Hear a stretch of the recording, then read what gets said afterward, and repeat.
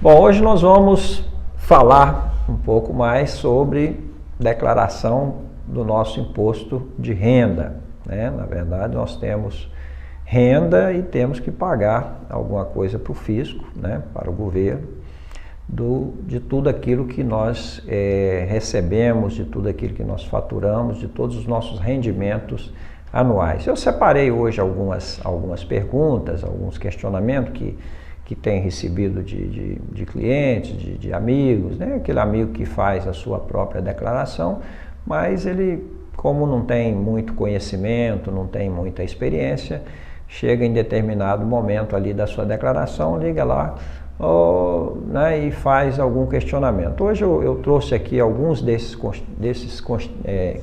questionamentos para compartilhar com você. A Receita diz que sim, né? O fisco diz que você tem que declarar, né? Aluguel é uma despesa, né? E você tem que declarar e tem que informar o CPF, né? Ou o CNPJ do beneficiário, né? A pessoa que você paga aluguel, quem vai receber, então você vai informar o valor que você paga e vai informar para quem você paga o CPF ou o CNPJ daquele recebedor. Eu tenho algum benefício em declarar o aluguel, né, o valor que eu pago do aluguel? Não, né? Isso é simplesmente para efeito de informação. A pessoa que recebe, ela é tributada pelo valor que você paga, porque para ela é um rendimento.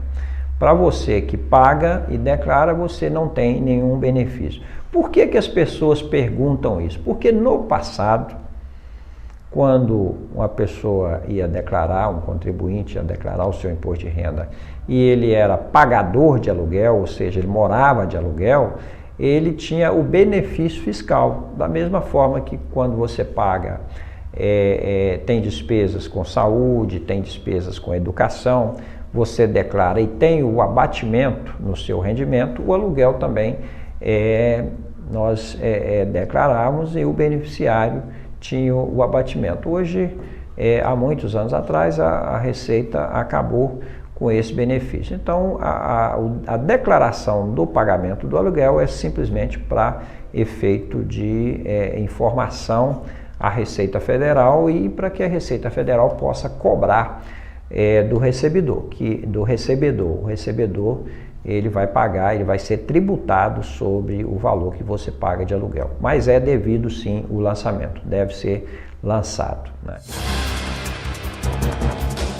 Sim, né? Lá quando você declara lá o seu patrimônio, lá seus bens e seus direitos, você vai declarar esse gasto que você teve, porque aí diferentemente do aluguel, você não fez uma despesa, você fez um investimento. Quando você faz uma reforma, faz uma ampliação no seu imóvel, isso é investimento. Então, se o seu imóvel valia 200 mil e você investiu lá 20, 30 mil reais para essa reforma, obviamente o seu imóvel valorizou. Então, lá no campo de bens e direitos, você vai lançar essa reforma e atualizar o valor do imóvel. Por que isso é importante?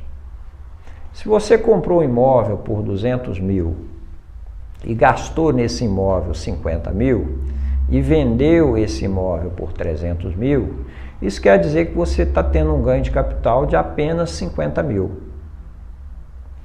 Você vai ser tributado em 50 mil reais. Se você compra um imóvel por 200 mil e gasta nesse imóvel 50 mil e não declara esses 50 mil, quando você vender esse imóvel por 300 mil, você vai ser tributado em 100 mil. Então é importante, né? Mesmo que você não tenha o imóvel para venda, é importante quando você faz uma reforma, uma ampliação do seu imóvel, você vai lá na sua declaração do ano seguinte e faça a atualização desse imóvel, né? Para que você tenha o seu patrimônio sempre atualizado.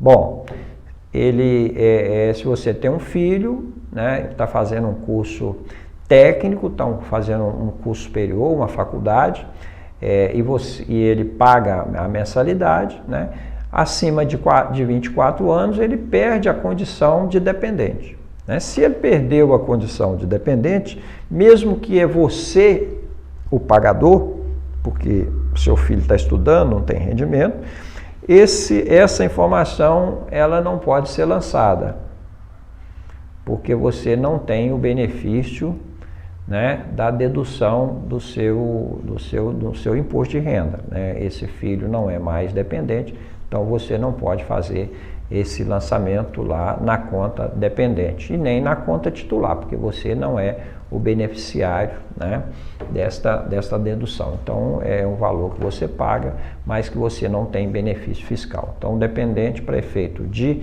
abatimento, né, ou de qualquer outra despesa com saúde também, ele tem que preencher as condições lá da Receita Federal. Né? Então as despesas não são passíveis de dedução. Então é importante que, né? E se eu faço isso, né?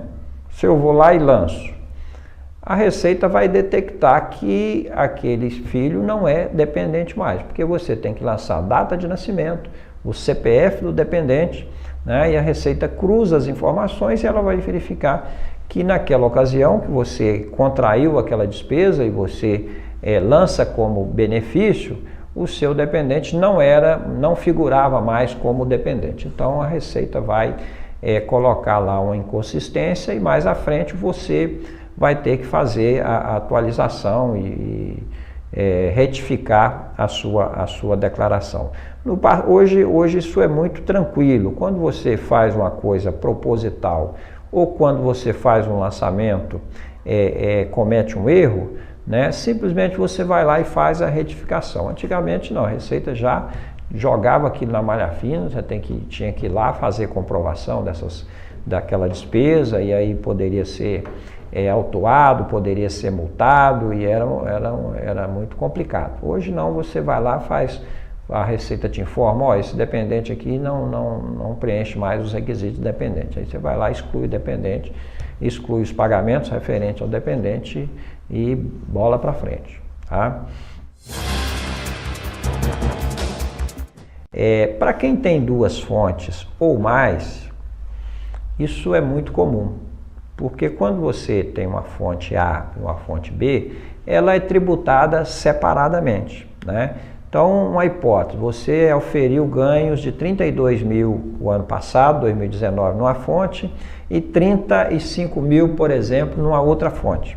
Ela foi tributada numa tabela lá, que pela tabela lá deve estar na tabela de 7,5. Né? Ambas as fontes aqui, né, tributou você lá na tabela de 7,5. Acredito que seja isso e tal. Quando você vai fazer a sua declaração, esses valores são somados.